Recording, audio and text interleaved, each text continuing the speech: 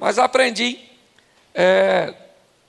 com Deus a ser feliz, apesar dos dramas da vida, das adversidades, dos problemas, dos desafios, porque viver é extremamente desafiador, certo? A igreja, uma das funções da igreja, além de arrebanhar pessoas, prepará-las para levar o evangelho da salvação, da paz, da alegria, da esperança, eu acredito numa igreja que você, ao sair do culto, sai mais alegrinho do que entrou. E às vezes as coisas nem se resolveram, mas você recebeu uma dose, até porque a semana está começando hoje, e nós vamos precisar de forças para a caminhada. Então é um privilégio muito grande fazer parte dessa comemoração de 24 anos da missão. O Simon deve ter uns 60 anos de ministério, mais ou menos. Simon, tu ajudou Jesus a celebrar a primeira ceia. Não viu o dilúvio, mas pisou na lama. O cara está parecido com Highlander. Mas é muito legal. Bom, gente, se nós vamos falar da igreja, eu acho importantíssimo, primeiro, olhar para a história de Davi. Quando nós vemos Davi na sua casa, num determinado dia, idealizando uma casa para Deus. Ele mesmo diz: quando eu estava no conforto da minha casa, me veio à mente, estou colocando uma tradução, me veio à mente o intuito, o interesse de criar uma casa, de construir uma casa para Deus, onde a arca, a representação de Deus no Antigo Testamento, teria um local fixo depois do fim do tabernáculo e de toda aquela estrutura. O povo de Israel já estava estabelecido, não era mais um povo nômade.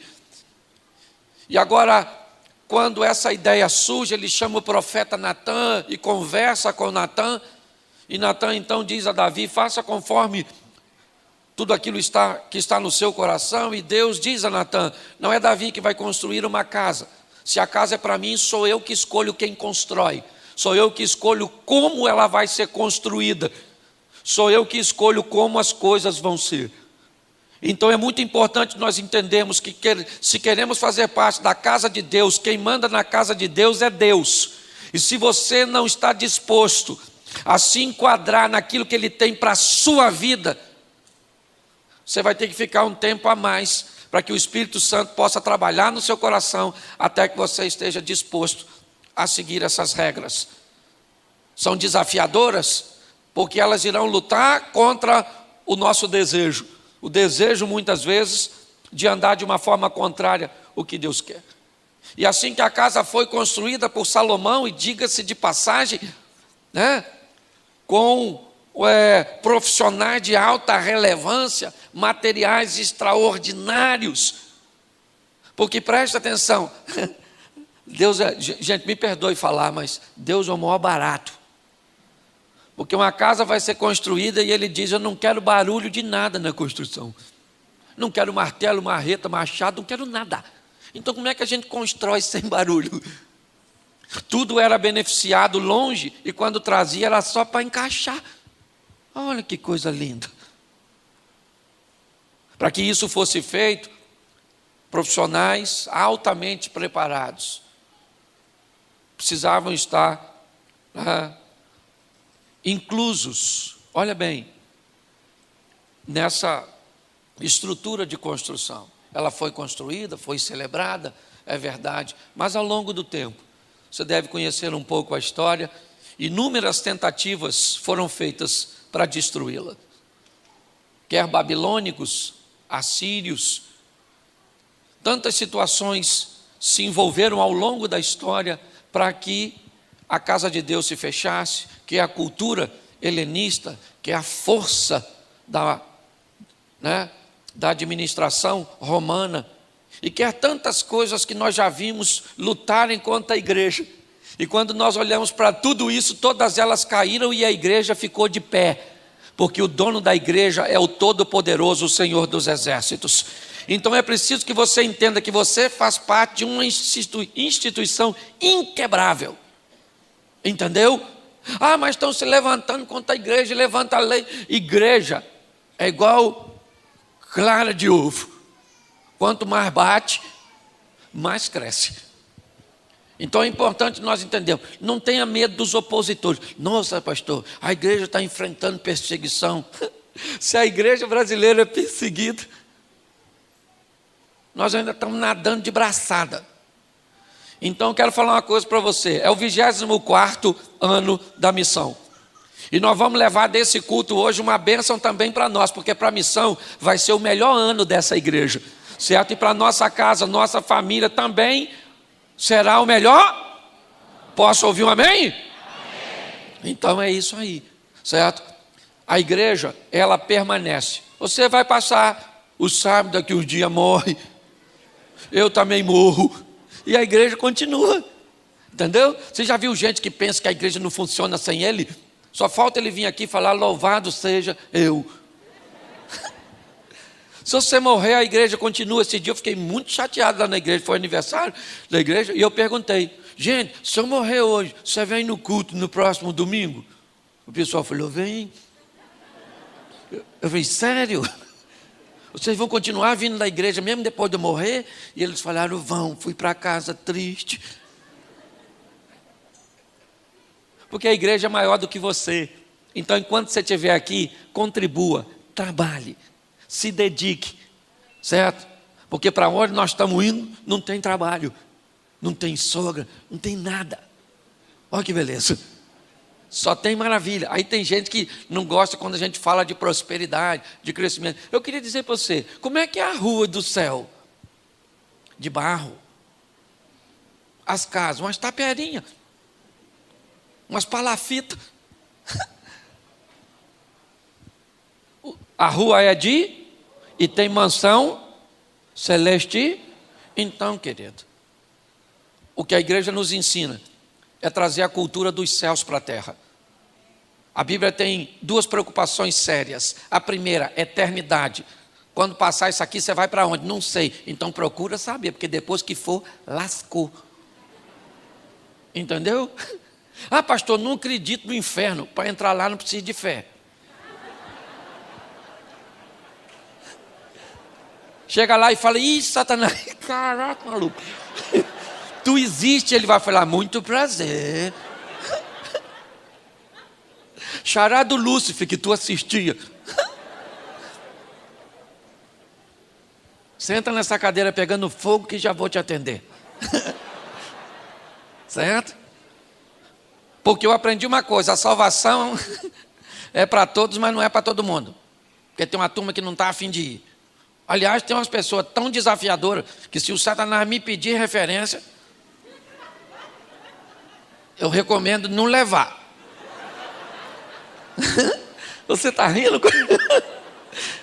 Tem umas pessoas que se o diabo falar, vou levar para o inferno, se perguntar tu, você fala, tem outro lugar para mandar? Se tiver, manda para o céu, porque Deus é mais poderoso que tu. Aqui vai dar divisão, certo? Então, os desafios. Nós precisamos entender que há um propósito na casa de Deus. Fazer com que nós valorizemos, em primeiro lugar, a vida eterna. No princípio criou Deus os céus e a terra. Buscai primeiro o reino de Deus e a sua. É assim que funciona. O céu vem primeiro. Então não tem nada mais importante que a sua salvação. E ela sabe onde ela está? Em Cristo Jesus. Sua salvação está em Cristo Jesus. Amém? Isso aí. Ok? É isso que nós precisamos saber. Mas a Bíblia tem uma preocupação muito grande com a nossa vida aqui na terra. Até porque mais da metade dos mandamentos só fala de relacionamento interpessoal. Honra teu pai e tua mãe. Certo? Não dirá falso testemunho, não matarás, não cobiçarás nada dos outros. Certo? Não adulterarás. Ou seja, nós vemos na Bíblia uma grande preocupação da nossa vida aqui na terra. Ou seja, nós temos que aprender na casa de Deus como nós vamos nos relacionar com as coisas deste mundo. Por quê? Porque inevitavelmente também é uma forma de evangelizarmos, conduzindo a nossa vida de uma forma excelente aqui na terra. Quando nós oramos o Pai Nosso, venha o teu reino. É trazer os céus para a terra, ou a cultura dos céus para a terra, para que possamos viver aqui de uma forma extraordinária. Prósperos, porque ser rico é ter muito de uma coisa só. Ser próspero é ter o suficiente ou mais do que suficiente de tudo aquilo, né, que é necessário para que sejamos felizes.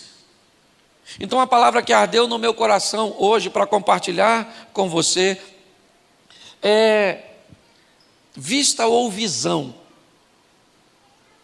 Você resolve como você vai viver. Ao longo de toda a história, a igreja vem buscando fazer com que pessoas consigam muito mais do que visualizar com seus olhos. E eu falei um pouco hoje isso de manhã.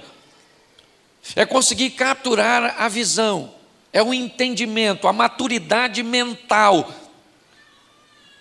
que faça com que cada um de nós venhamos a entender o ambiente cujo qual nós estamos inseridos e a missão cuja qual nós viemos aqui para realizar.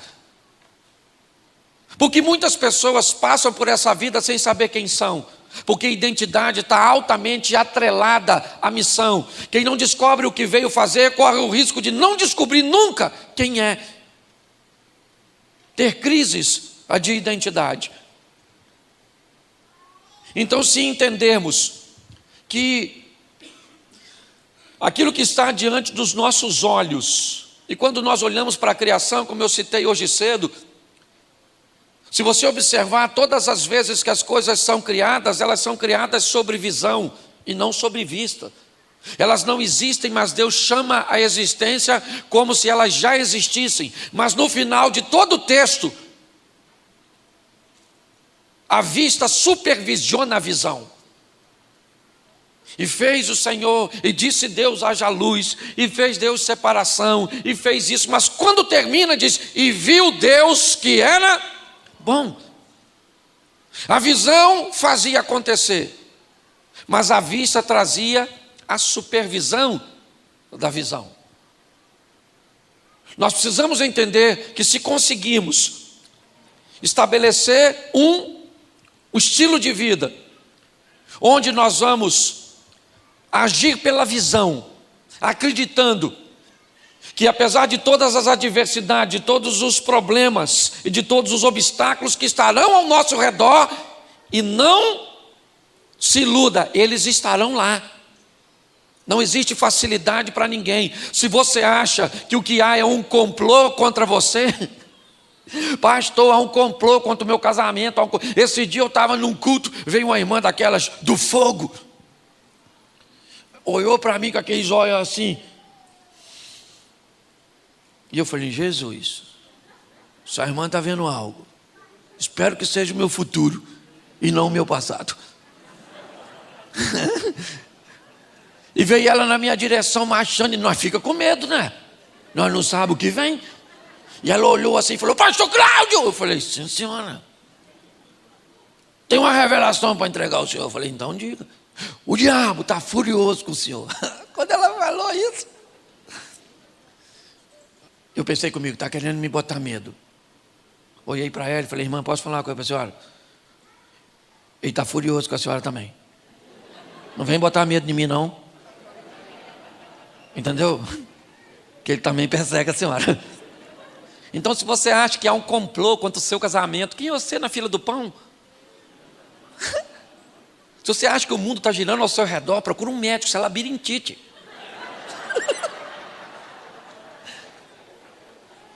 Você consegue entender?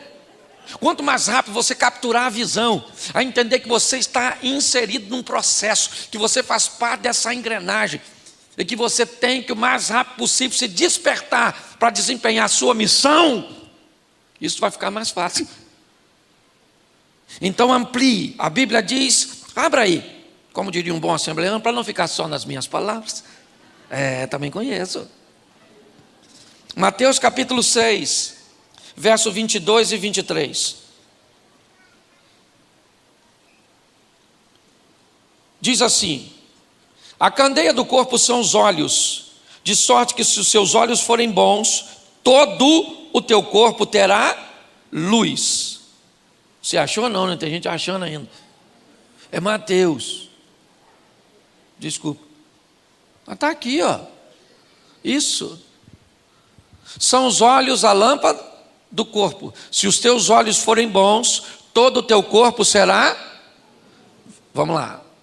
Se os teus, são os olhos a lâmpada do corpo. Se os teus olhos forem bons, todo o seu corpo será luminoso. Se porém os teus olhos forem maus, todo o teu corpo estará em trevas. Portanto, caso a luz que há em ti sejam trevas, que grandes trevas serão. Feche os seus olhos. Senhor nosso Deus e Pai, continua falando conosco. Muito obrigado por tudo aquilo que o Senhor tem feito neste lugar, ao longo de todo este tempo, desde o primeiro dia, ó Deus, que a missão estava lá embaixo ainda, nascendo num embriãozinho, e hoje aqui ela está, porque a tua boa mão poderosa tem agido, tem cuidado, tem protegido. Então continua neste lugar, ó Pai, é o que nós te pedimos, e fala conosco, ou continua falando, em nome de Jesus, amém, glória a Deus, amém? Preste atenção. Eu já falei disso aqui uma vez, mas eu preciso ajustar com vocês. A Bíblia está dizendo que os olhos, eles são a candeia do corpo.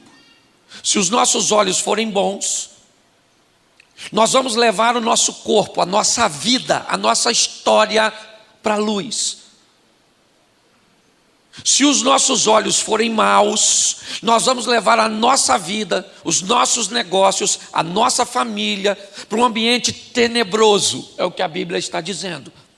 É obviamente que a Bíblia não está falando dos nossos olhos físicos, porque para corrigir um problema físico ocular, basta uma lente, uma cirurgia. Mas a Bíblia está dizendo de uma visão, aquilo que transcende o que os olhos estão enxergando. O que a Bíblia está dizendo é que se eu aprender a olhar as coisas, e é dessa maneira que Jesus olhava. Ele olhava para um ambiente e dizia: vocês já conseguiram notar que nós estamos num ambiente de colheita, como os campos estão brancos? E os discípulos provavelmente estavam olhando e não enxergando nada. Por quê? Porque naquele momento Jesus não falava de vista, ele falava de visão. Se nós aprendemos a enxergar as coisas por visão, com olhos espirituais e emocionais, que subjuguem a visão física e natural, nós vamos conseguir levar a nossa vida para um outro patamar. Porque primeiro, nossa ótica não irá gerar tragédia. Por mais desafiador que as coisas estejam, nós não andamos por vista, nós andamos por fé, é visão.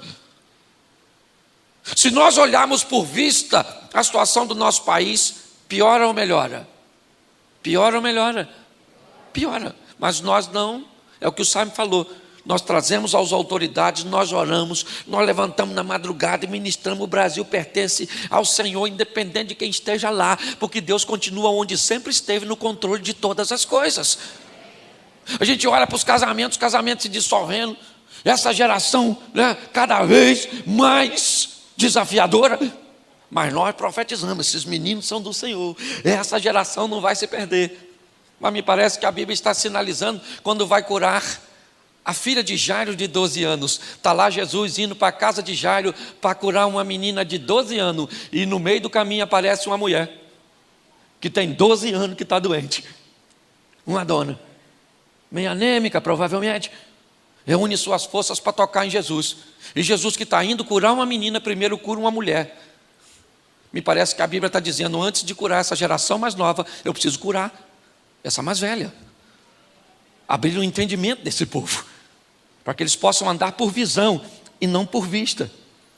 O texto está dizendo que se os meus olhos forem bons, eu levo a minha vida para a luz. Se os meus olhos forem maus, eu levo a minha vida, tudo aquilo que me envolve, o ambiente, para as trevas. Mas ele ainda faz uma outra consideração, que é o pior, porque ele diz assim: nós precisamos ter o cuidado, porque tem gente que está em trevas e acha que está na luz.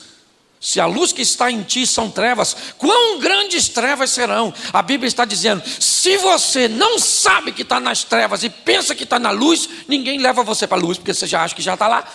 Por isso é que eu falo sempre, no esclarecimento profundo, se você sabe que não sabe, você já sabe alguma coisa. Tu sabe que não sabe. Olha que revelação. O problema é que tem gente que não sabe que não sabe.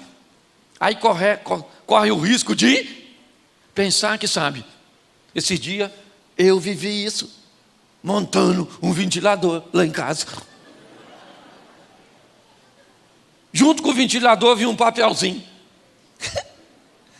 Bonitinho, pequenininho, que explicava como monta. Mas eu falei, montar ventilador?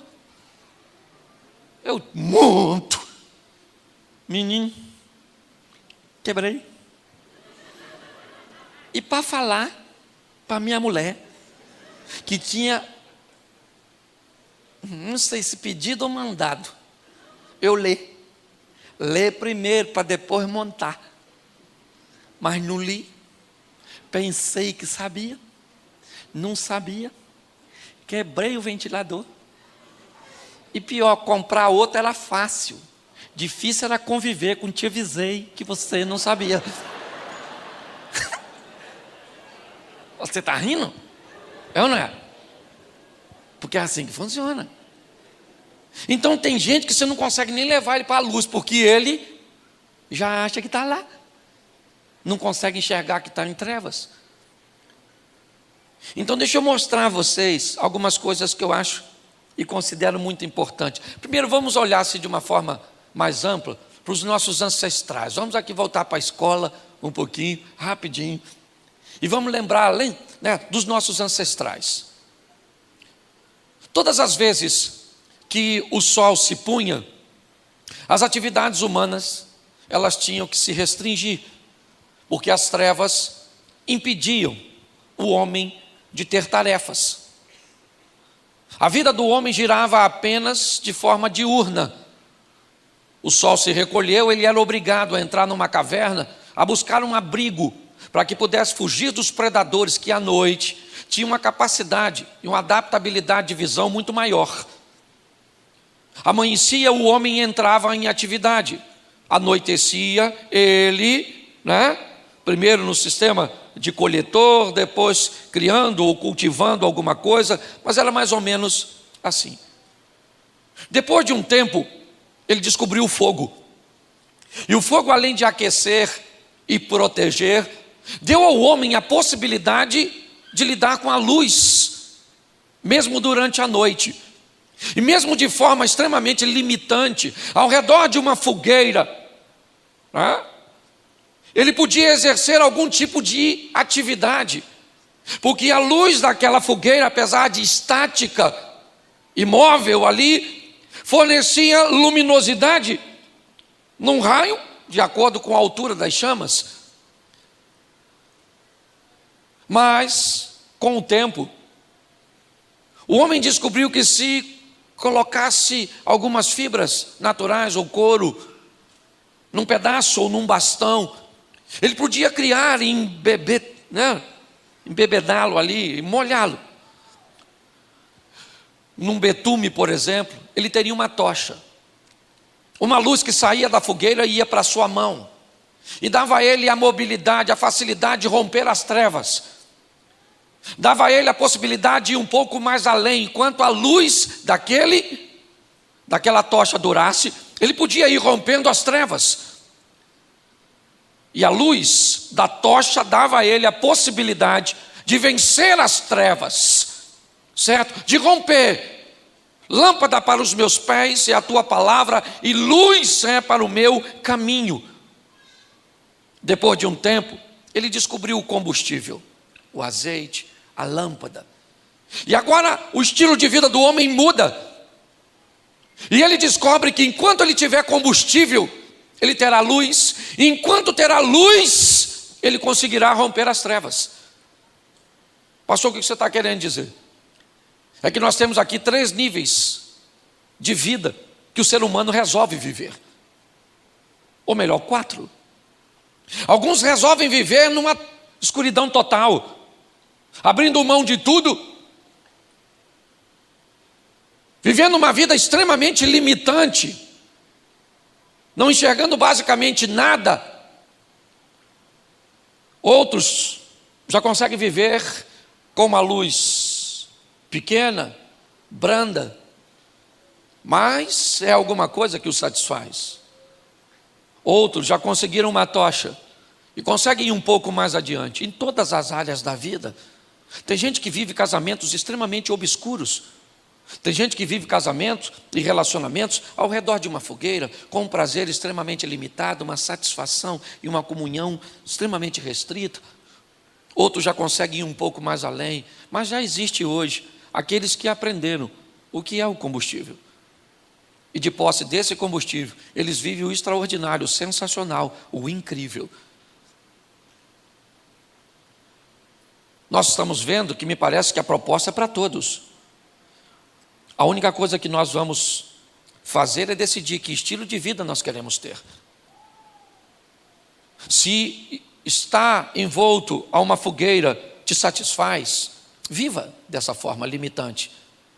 Só pare de criticar aquele que resolveu ir além. E se você está satisfeito indo além, não prive a pessoa e não force-a a sair de onde está para viver o que você está vivendo.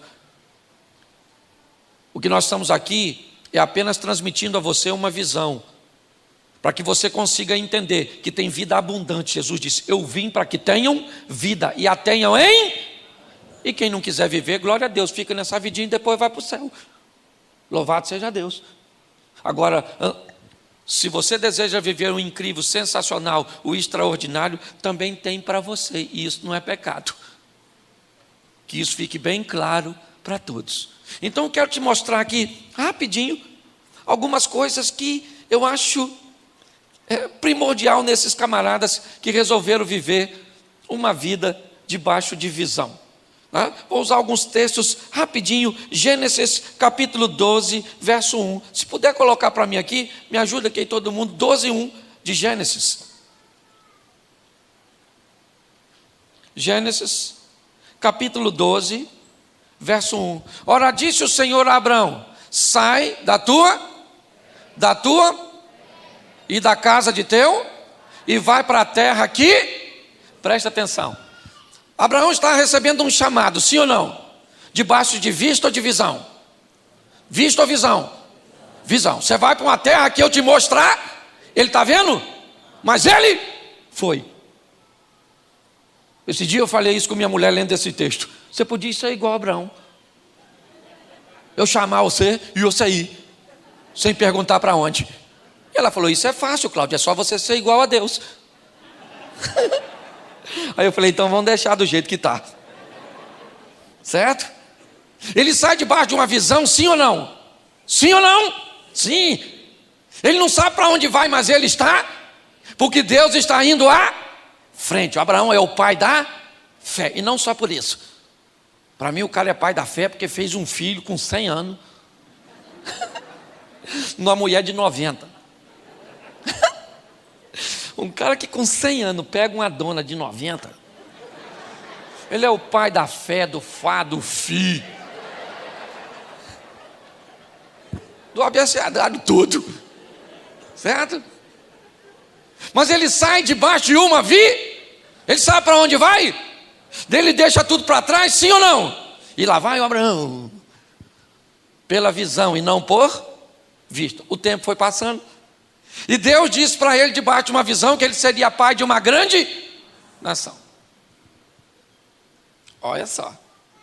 Aí primeiro ele leva o sobrinho com ele. Lembra do sobrinho? O Lozinho? Pois é. Por quê? Porque a Sara era estéril, ele estava arrumando uma maneira de tentar resolver o problema. Não deu certo. Um dia, a Sara, coitada, que também estava na visão, mas também já estava misturando visão com vista, olhando para a carcaça dela. Como diria Cássia Eller, já não era mais uma garotinha. Certo? Olhou. O costume das mulheres já tinha passado, a menopausa já levou tudo da Sara. Sara falou, como é que nós vamos resolver? Você é mãe de uma grande nação, Abraão nessa idade, eu também já estou virando o cabo da Boa Esperança. Tive uma ideia, vou pegar Agar, a egípcia, para deitar com Abraão. O que é isso? Vista ou visão? Vista. Porque às vezes tem época da nossa vida que nós vivemos embaixo da visão, mas quando as coisas dificultam, é fácil a vista tomar o primeiro lugar. É só as coisas dificultarem que nós podemos ou corremos o risco de perder a visão ou de ter a visão comprometida. Agar virou para Abraão e falou, Abraão, deita com a... Sara virou para Abraão e falou, deita com a Agar aí, meu filho, para ter um filho com ela. Eu te garanto que a Agar devia ser uma garotinha nova, que era para gerar um filho. Eu imagino o Abraão olhando para Sara, olhando para Agar.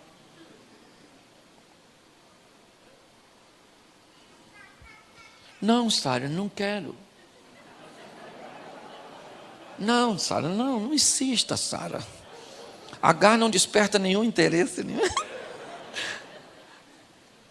Hã? Nós temos que aprender uma coisa. Por mais desafiador que seja o ambiente que esteja ao redor, por pior que seja a adversidade que esteja ao nosso redor, aquele que há de vir virá e não falhará. O nosso Deus está no controle de todas as coisas. Não perca a visão por causa da sua vista. O Abraão deitou com a Agar, sim ou não? Sim ou não? E olha o problema que gerou até hoje lá no Oriente Médio. Os irmãos todos brigando. Cuidado com seus erros, porque tem gente que passa mais parte da vida consertando erros do passado do que impulsionando ações para o futuro. Eu conheço gente que trabalha, mas trabalha e não vai para frente. Por quê? Porque quando você vai olhar a vida dele de perto, ele só está trabalhando para corrigir as besteiras que fez, enquanto outros estão trabalhando para construir o futuro. Nós temos que melhorar a nossa visão. Nós vemos aqui o pai da fé saindo realmente debaixo de uma visão, mas no meio do caminho, certo? A vista comprometeu a visão. Cuidado com isso, certo? Deixa eu te mostrar outro texto aqui, certo? É Hebreus 11, 27. Hebreus 11, 27. Pela fé ele abandonou o Egito, não ficando amedrontado com a cólera do rei, antes permaneceu firme como quem vê aquele que é, quem vê aquele que é. Esse texto fala de Moisés, e aqui ele está debaixo de vista ou de visão? Vista ou visão? Visão. Ele obedece a Deus, certo? Como alguém que consegue ver o invisível. A caminhada desse homem vai ser determinada debaixo de uma visão. Eu sei para onde eu estou indo, eu sei o que eu estou fazendo, eu sei que eu estou na direção certa. Então inimigos, na verdade, eles são promotores da minha vitória. Eu começo a entender que a minha vida... esse ano, dia 11 de janeiro, eu fiz 29 anos de casado. Em 1992, eu fiz duas coisas que mudou a minha história para sempre. Primeiro, eu me casei.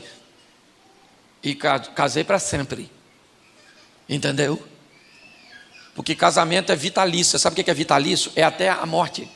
Eu quero ir com minha mulher até o último dia de vida, de preferência dela. Eu quero ir. Casamento é um negócio que você vai na alça ou no caixão. Eu prefiro ir na alça, lógico. Fazer minha mulher sofrer, gente, que vai ser dela sem mim. Certo? Mas em 1992 eu também fiz outra coisa sensacional. Eu me converti. Eu coloquei Jesus no centro da minha vida. E aí comecei a pregar. Isso que eu quero que você entenda. Meu pai era diácono da Assembleia de Deus. Isso há quase 40 anos atrás. Sabe? Eu ia nos cultos com ele de vez em quando. Eu não tinha me converti em 92, mas eu manguaçava, porque minha família toda bebia. Era parente do Elcana. Nós bebia. E quando eu bebia, eu chorava nos cultos, sabe? Chorava. E eu via aqueles preletores do fogo, que era na Assembleia de Deus naquela época. Lembra? Umas irmãs com as antenas assim, ó, cheia do poder. Uns irmãos, os caras pregavam assim. Parece aqueles carros que você bota a segunda e vai daqui até no Rio de Janeiro. E aquilo era maneiro, não estou criticando não, é o maior barato. Certo? Eu vi muito aquele ambiente. E aí eu ficava maravilhado vendo aquele povo chorando e aquela coisa. E eu falava assim, mas o dia que eu me converter, gente, um dia eu vou me converter. Ô Jesus, muda a minha vida. Eu vou pregar assim, gritando. E o povo sentindo a presença de Deus, chorando, uns caindo no chão. E bola de fogo, caneta de fogo. Menino, me converto em 1992 e começo a pregar. E um ri daqui, outro ri dali. Acabava o culto, o pessoal falava, quase morri de rir. Eu falava, não, eu quero você chorando. Ia convidar os preletores, sabe como é que convidava? Vai lá na igreja, que hoje vai um homem de Deus poderoso, profeta. Vai lá na igreja, menino, vai um cara engraçado pra caramba. É quase um palhaço, mas um cara bom, gente boa. Pense na dor que dava no meu coração. Quase que eu parei de fazer. Um dia até fui para a igreja para fazer. Botei aquela cara de crente. Até porque um dia o cara chegou lá na igreja e olhou para mim e falou assim, o senhor não tem cara de pastor? Eu falei, eu não tenho, mas eu sei fazer. Peguei minha Bíblia, botei assim. Fui para a igreja um dia. Falei, abram suas Bíblias. Que Deus esteja com todos. Louvado seja o Eterno. Vamos orar, estamos reunidos nesses conclaves pelos beneplácitos. Aquelas coisas que a gente nem sabe o que é, mas fala para impressionar os outros. Depois eu descobri que não tinha nada a ver comigo. Visão é acreditar que Deus tem um projeto para você. E ainda que sua mãe não acredite, seu pai não acredite, seu marido não acredite, ninguém acredita, você vai correr atrás dela, porque ela vai acontecer, porque os planos de Deus não podem ser frustrados. Por que aí a missão... Hoje as pessoas olham para aqui, sabe? Olha a igreja toda. Vocês só conhecem esse momento. Poucas pessoas conhecem a história, onde tudo começou do nada. A gente conversa muito lá, né? Hoje eu almocei lá, onde do lado era a igreja. E é muito gratificante nós vemos tudo que Deus está fazendo. Então não perca a visão por causa da sua vista. É assim que funciona. Bom, Números capítulo 13, verso 2. Olha como é que o negócio pode atrapalhar se nós não tivermos habilidade. Números 13, 2. Isso é Deus falando com Moisés. Envia homens que espiem a terra de Canaã, que eu hei de dar aos filhos de cada tribo de seus pais, enviareis um homem, sendo cada qual príncipe entre eles. Presta atenção o que Deus está falando com Moisés. Deus falou, Moisés, chega aí. Pega agora, dos filhos de Israel, 12 homens, envia a terra de Canaã, que eu vou dar para vocês. É o que ele está falando. Prometi aos pais de vocês, e eu vou dar, por visão. Certo? Então, você vai enviar, e esses homens precisam ser relevantes, príncipes. Manda eles para Canaã, para espiar a terra. Não foi isso? Envia homens que espiem ao quê? A vista ou visão? Vista ou visão? Visão. Vamos espiar a terra que eu vou dar para vocês. Olha o que o camarada fez. Ainda no capítulo 13, verso 18 e 19.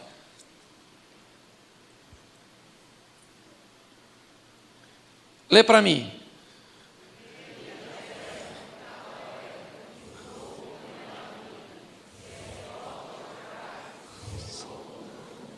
Presta atenção, só aí. Veja, ou vede, foi isso que mandou? Deus mandou. Mandou olhar, sim ou não? Sim ou não? Vai lá dar umas piadas na terra. Veja o povo que nela, se ele é forte ou, se são muito ou. Bota o versículo seguinte, 19.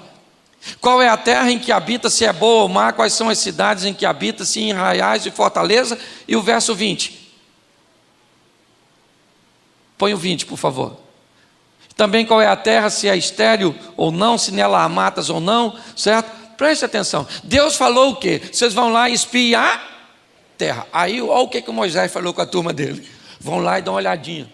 O povo que está lá, se é forte, se é fraco, se é muito, se é pouco. Deus mandou olhar para o povo. Se ele tinha arma, se não era, se tinha grande, se era pequeno, se tinha muito, se tinha pouco. Deus não quer saber. Deus falou assim: eu dei a vocês, vão lá para dar uma olhada e vislumbrar o que eu vou dar a vocês. O que é isso? É visão. Mas o Moisés falou: dá uma olhada para ver se o pessoal lá é forte, se tem muita gente, se não tem. Sob essa instrução, inevitavelmente, mensageiros vão voltar com a visão comprometida. Moisés está dizendo para o povo: vai lá, para os homens, vão lá e dê uma olhada, observe o nível de dificuldade que existe para tomar. Que dificuldade? Dificuldade pode ser para Moisés, mas não para Deus. Ele é o Todo-Poderoso. Se nós não prestarmos atenção, mesmo debaixo de uma palavra poderosa que temos, se não conseguimos olhar a visão, a vista pode comprometer tudo. Inevitavelmente, 10 homens voltam com a visão comprometida pela vista. Me parece, somente Josué e Caleb conservam a visão. Os homens não estão dizendo mentira. Os frutos estão lá para provar que a terra é boa. Mas junto com os frutos que vieram da terra boa, vem a memória ruim na mente daqueles cuja qual a visão se comprometeu por causa da vista, porque eles olharam para o lugar errado. Nós precisamos ter o cuidado disso, ou com isso, igreja, posicionar os nossos olhos no lugar correto. Não deixar que a vista comprometa a visão. 11 homens disseram: ó, o fruto é grande, mas os camaradas são muito grandes também. Perto deles nós somos insignificantes. A terra é boa, mas nós não vamos conseguir tomar posse dela. Josué e Caleb diz: então não é assim que funciona. O que é isso? Não, Deus nos prometeu, Ele vai nos dar. Mas nós estamos vendo a maioria comprometendo a visão por causa da vista. Esse é um grande alerta que precisamos observar, entender. Se deixarmos a nossa visão se contaminar, inevitavelmente, nós vamos comprometer toda a missão, tudo aquilo que viemos fazer. Mantenha a visão. Deus te prometeu, sim ou não? Em Cristo somos mais do que vencer? Somos ou não somos? Somos ou não somos? Então a nossa casa vai vencer? Amém? Isso aí, nós vamos vencer, nós vamos ser vencedor. É assim que funciona. Não permita. Você quer ver? Eu já estou terminando, já. 1 Samuel 17, 24. Eu gosto de botar assim, porque aí todo mundo lê, porque hoje, às vezes, cada tradução fica com uma, alguns abrem, outros não, e aí, às vezes você não tem tempo de ler em casa, lê aqui. 1 Samuel, capítulo de número 17, verso 24. Todos os israelitas, vendo aquele homem, fugiu de diante dele e o temiam, grande. Preste atenção, todo mundo está olhando para quem? Para o gigante, o Golias. Todo mundo está olhando, o cara é grande, é matador, ele está armado. Ele nem precisava ser muito alto, gente. O cara está vestido com a indumentária que está fora da época. A vestimenta de guerra do Golias estava fora da curva. Quando aquele cara aparece com aquele troço tudo diante de Israel, o cara é o cara, irmão. Todo mundo olhou e falou: nossa, grande, hein? Benza a Deus. Grande. Já perdeu batalha? Não, só ganhou, né? Cara, mata todo mundo, quase matou a mãe dele quando nasceu. E esse camarada é extraordinário. O Golias, todos olhavam para o Golias e tinham? O que é isso? Vista ou visão? Vista. O cara está lá, olhou para ele. Um dia chega um rapazinho meio lourinho, meio ruivinho, puxando um jumentinho. Chegou lá dando um rolezinho para levar esse negócio de jumento boy. Delivery. Estacionou lá o jumentinho. Foi levar um lanchinho lá para os irmãos, isso aí. Aí está todo mundo lá. De repente, o gigante saiu de lá e falou: tem algum homem aí? Gigante esquisito, 40 dias pedindo um homem. Líder de algum movimento. 40 dias, tem algum homem aí? Algum homem aí? Todo mundo quietinho porque estava vivendo debaixo de vista. Aí nesse dia, quem é que está lá? Um garoto que não era para estar, que não estava acostumado, que não era o ambiente dele. Entendeu? Aí chegou e viu o cara grande, né? Nem sei se viu. De repente só escutou a voz: tem algum homem aí? Davi falou: hã? Como é que é, maluco? Um homem aí? Claro que tem, o exército do... O irmão dele mais velho falou: cala a sua boca. Cala a sua boca. O cara é grande, eu sou seu irmão mais velho e eu tenho que te defender. Com quem você deixou essas poucas ovelhinhas do papai? Perturbado. Davi falou: nossa, que grosseria. Essa tradução é minha, depois você vai ler, está escrito isso não. Davi falou: quem é esse incircunciso filisteu? E eu sei porque Davi foi enfrentar o gigante. Você sabe por quê? Porque Golias estava longe. E longe as coisas parecem pequenas. Aquele soldado lá, dá para encarar. Aquele que está lá do outro lado do vale de Elá, eu imagino a hora que Davi chegou. Caraca, maluco. Nossa, você chega perto, fica grande, hein, irmão? Que é isso? Não é? Já não ia usar a roupa de grife. Grande desse jeito. Davi falou: deixa eu falar uma coisa para você, ô gigante. Para você, Saul, para você, meus irmãozinhos, e para vocês aí que estão torcendo para me morrer. Porque eu aprendi uma coisa: quem não desafia gigante, detesta ver você desafiando. Quem não faz nada de novo, detesta ver você fazendo. Quem não emagrece, detesta ver você emagrecendo. Quem não é feliz, detesta ver você. Ou não é verdade? Davi falou: vou falar uma coisa para vocês. Eu vou matar esse gigante. Vou matar esse gigante, vou matar ele. Vou matar, fica tranquilo, Saul. Não desfaleça o coração de ninguém por causa desse cara grande. Ele é grande, mas não é dois.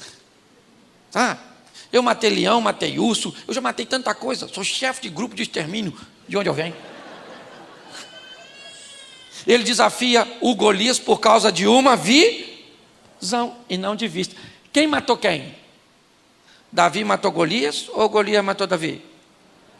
Quem matou quem? E o mais interessante, olha só, Saul disse assim: quem matar o gigante fica o quê? Fala assim: rico. Rico. Segundo, casa com a filha do. E terceiro, não paga mais? Pensa. Sair da carga tributária. Davi falou: tô dentro, eu mato. Ele foi lá e matou. Saul não deu a filha para ele, deu ela para outro. Sabia disso? Não ficou rico, porque quando ele foi casar com Mical, ele disse que não tinha dinheiro para pagar dote. E provavelmente não parou de pagar imposto. O Saul é nó cego. Davi casou com a filha do rei, sim ou não? Sim, só que não foi com uma para pagar um prêmiozinho. Foi uma mulher que eu amava, a Mical, uma japonesinha maneira. Pastor, como é que o senhor sabe que é japonesa? O nome, Mical. Ia ser de Fortaleza. Como é que é o nome da senhora? Mical. Da onde a senhora é? Do Ceará.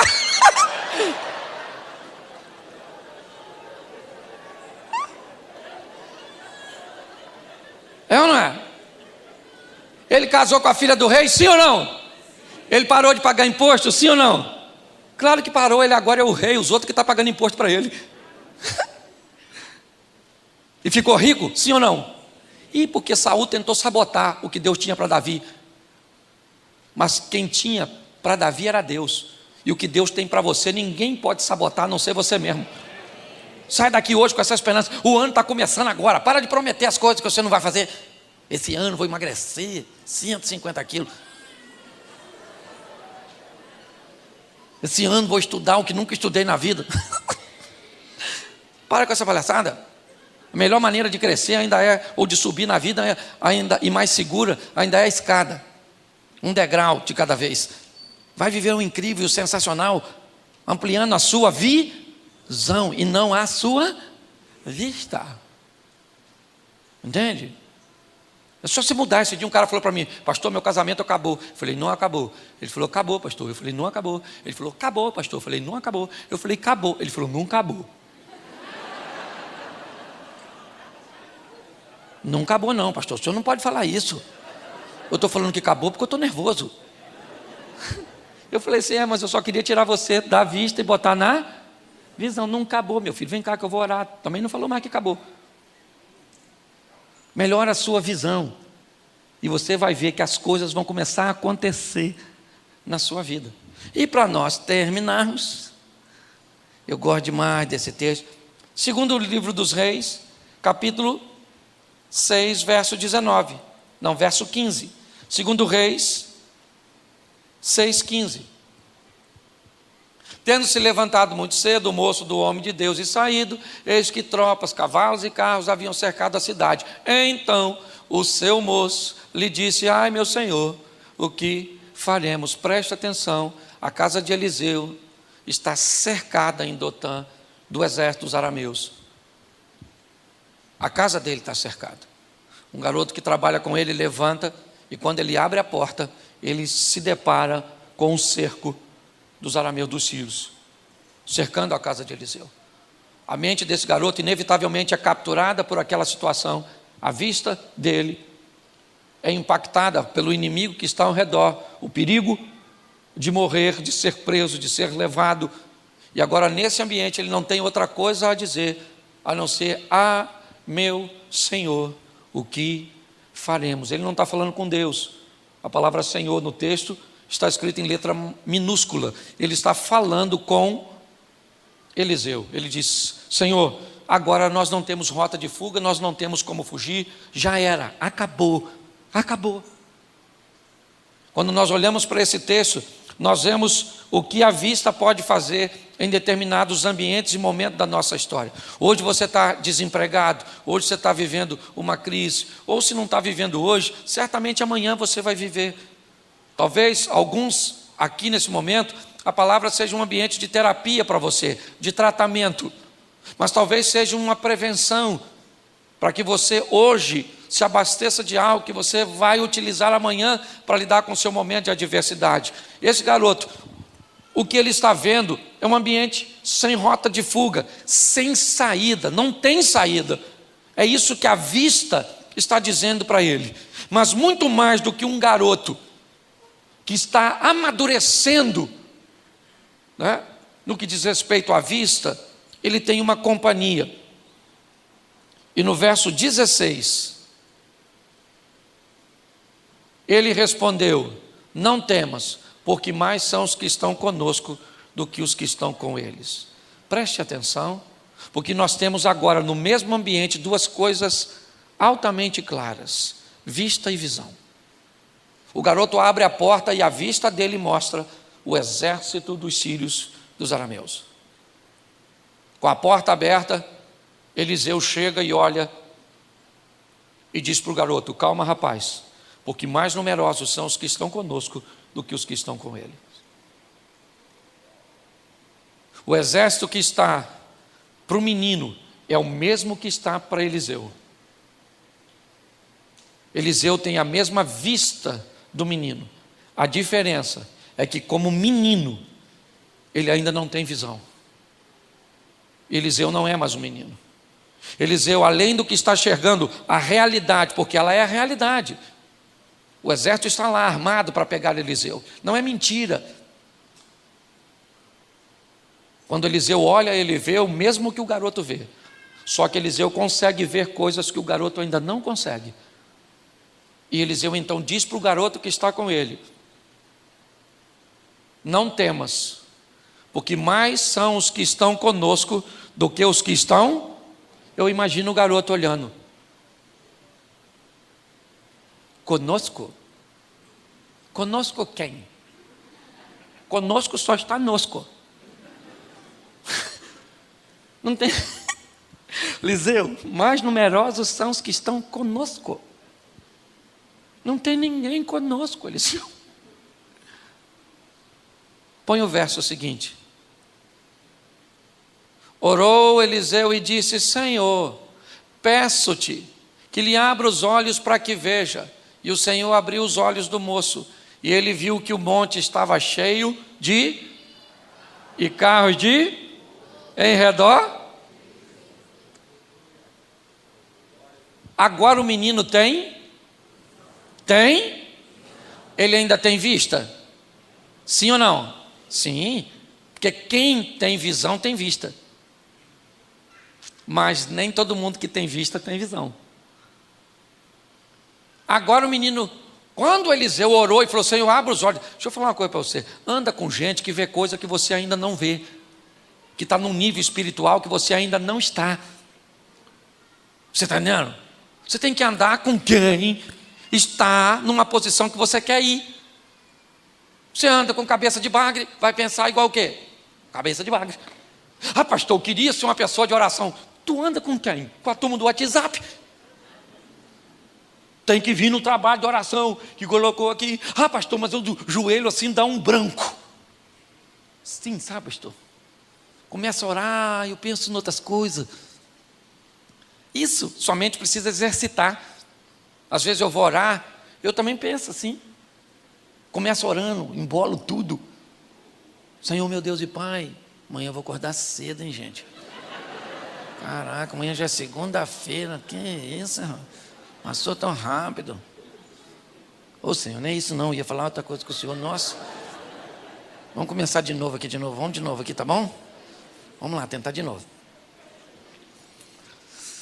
Senhor nosso Deus e Pai, amanhã vai chover, será que vai chover, gente? Nossa, nem jantei ainda, estou com uma fome danada. Acontece com você também? Ou é só comigo? Você tem que andar com gente. O garoto, ele tem vista, sim ou não? Sim ou não? Mas está andando com quem tem? É só uma questão de tempo até ele ter também. Eu imagino o garoto cheio de medo, olhando, quando de repente Eliseu fala: Senhor, abra os olhos. Eu imagino ele olhando para Eliseu orando. Abra os olhos, abri o olho. Abra os olhos desse menino para ver. Quando ele olhou para trás, o garoto, cavaleiro assim, sabe, de fogo. Eu imagino o garoto.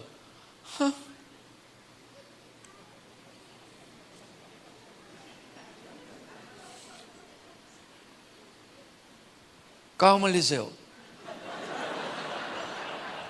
Calma, Eliseu. Tudo sob controle, Eliseu. Entendeu? Tudo tranquilão, Eliseu. Esse exército aí, ó, nem fogo tem. Funcionário de sorveteria. Acho mais barato. Pensa. Agora o garoto está olhando. Ele tem vista, sim ou não? Eu não estou falando para você ter visão sem vista. E não estou dizendo para você ter só vista sem visão. Tem que ter vista porque a vista faz você olhar para a real ali, e a visão faz você olhar para a promessa e para o poder de Deus. Não estou querendo emburrecer você. Aí o Eliseu, ó. Senhor, vamos ver que são duas orações bem opostas. Vamos lá, 18.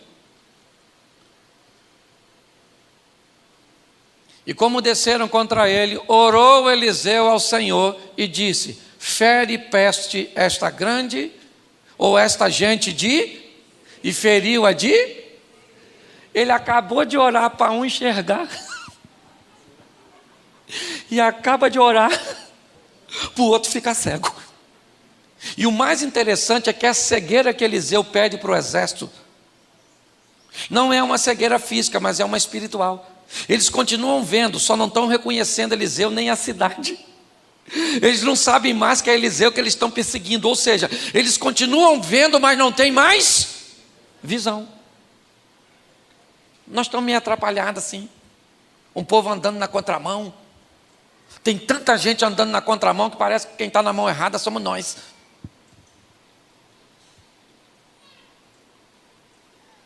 É importante você conservar a visão.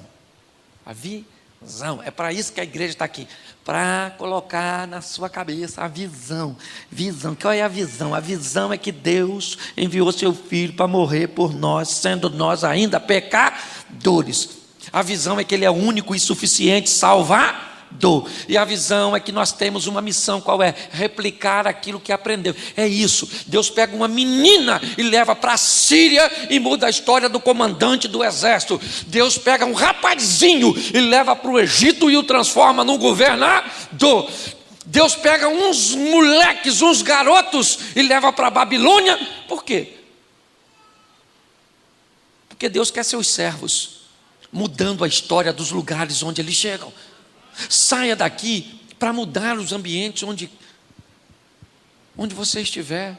Eu queria que você ficasse de pé nesse momento. Eu quero orar por você. Mas eu preciso que você feche seus olhos. E pode fechar, que ninguém vai pegar nada seu. Eu sou carioca, baixada, mas vim em missão de paz. E ainda sou flamenguista, o que é pior. Carioca, flamenguista, meu Jesus do céu, certo? Mas pelo menos não sou vascaíno, né?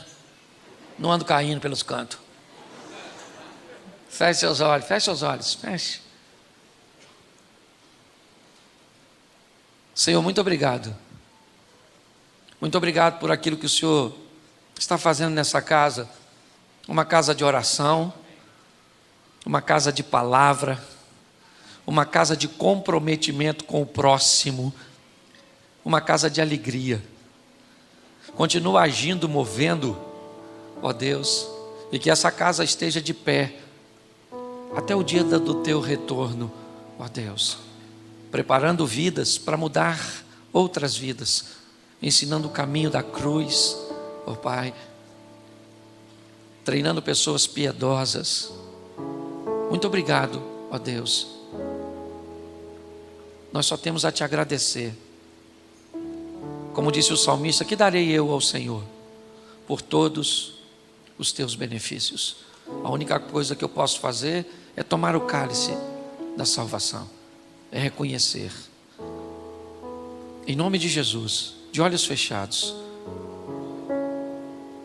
Eu não sei como você entrou aqui. O culto está acabando. Pastor Simon não pode ir com você. Eu também não posso. Mas tem alguém aqui neste culto que pode. Esse alguém é o Espírito Santo de Deus. Talvez você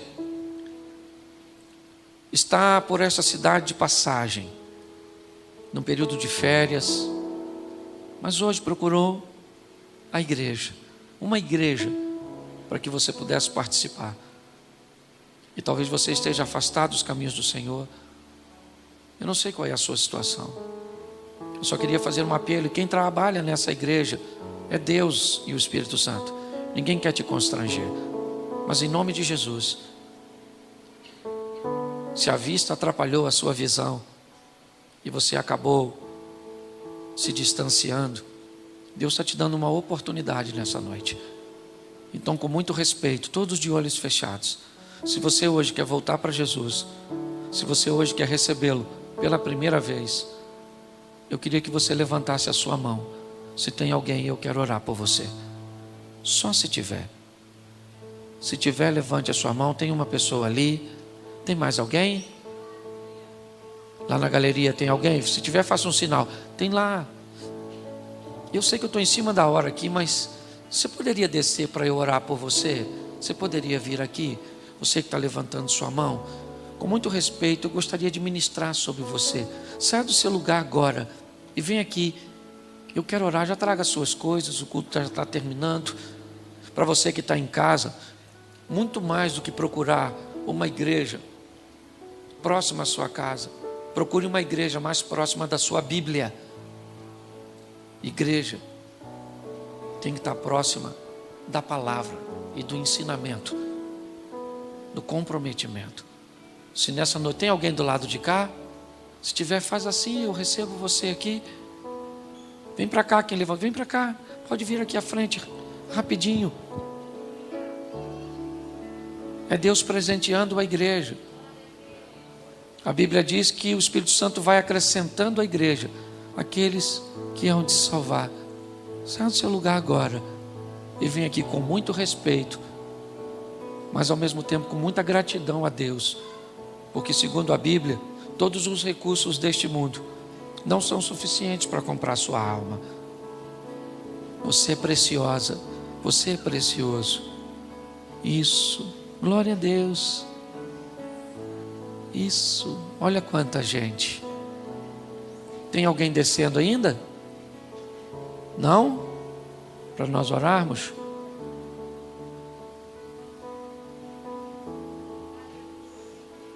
Bom, se você me acompanha, você sabe que eu sou extremamente respeitador.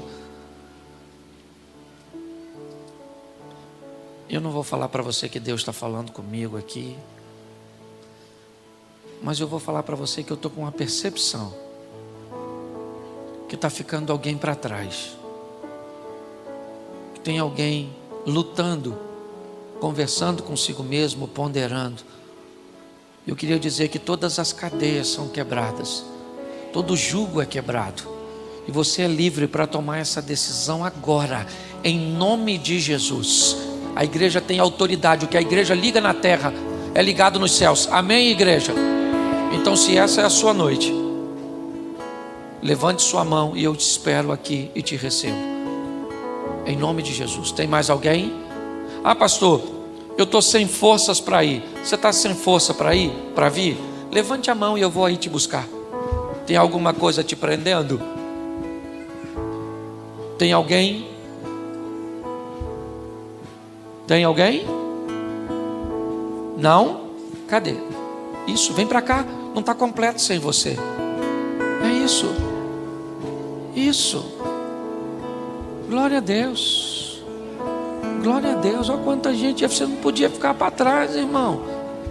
Hoje. Glória a Deus. Deus é bom. Deus é bom. Porque todo aquele que invocar o nome do Senhor será salvo. Como, pois, invocarão aquele em quem não creem? E como crerão naqueles de que não ouviram? E como ouvirão, se não há quem pregue? E como pregarão, se não forem enviados?